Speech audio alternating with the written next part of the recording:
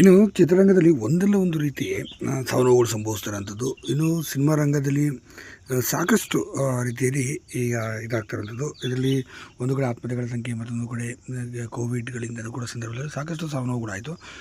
ಇದೇ ಸಾಲಿನಲ್ಲಿ ಈಗ ಮತ್ತೊಬ್ಬ ಪ್ರಖ್ಯಾತ ನಟ ಪ್ರತಾಪ್ ಅನ್ನೋರು ಇದೀಗ ವಿದೇಶವಾಗಿರೋಂಥದ್ದು, ಹೃದಯಘಾತಕ್ಕೆ ಒಳಗಾಗಿ ಕೊನೆ ಸೆಳೆದಂಥದ್ದು. ಇನ್ನು ಇವರು ಮುಂಬೈನಲ್ಲಿರುವಂಥ ಒಂದು ಅಪಾರ್ಟ್ಮೆಂಟ್ನಲ್ಲಿ ಕೊನೆ ಸೆಳೆದಿದ್ದಾರೆ ಎಂಬ ಮಾಹಿತಿ ಬಂದಿರೋಂಥದ್ದು. ಹೌದು, ಸತತ 1 ವಾರದಿಂದ ಸ್ವಲ್ಪ ಎದೆನೋವು ಕಾಣಿಸ್ಕೊಂಡಿತ್ತು. ಅವರು ತಕ್ಷಣ ಅವರು ಆಸ್ಪತ್ರೆ ಕೂಡ ಅಗತ್ಯ ಚಿಕಿತ್ಸೆ ಕೂಡ ಪಡೆದಿದ್ದರು.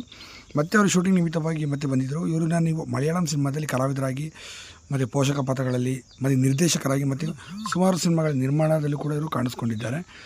ಇನ್ನು ಈಗಿರೋಂಥ ಸಂದರ್ಭದಲ್ಲಿ ಪ್ರತಾಪ್ ಅವರು ತಮ್ಮದೇ ಆದಂಥ ರೀತಿಯಲ್ಲಿ ಛಾಪನ್ನು ಮೂಡಿಸಿದಂಥ ವ್ಯಕ್ತಿ ಮತ್ತು ಅವರಂಥ ವಿಶಿಷ್ಟ ಶೈಲಿಯಾದಂಥ ಬರವಣಿಗೆಗಳಿಂದಲೇ ಮಲಯಾಳಮಲ್ಲಿ ಒಳ್ಳೆಯ ಹೆಸರು ಮಾಡಿದಂಥವ್ರು.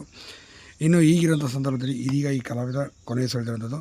ಇನ್ನು ಕೇರಳದಲ್ಲಿ ಮೂಲತಃ ವಾಸಿಯಾಗಿದ್ದರು. ಸದ್ಯ ಇದೀಗ ಚಿತ್ರರಂಗದಿಂದ ಈ ಲೋಕವನ್ನು ತ್ಯಜಿಸಿದ್ದಾರೆ.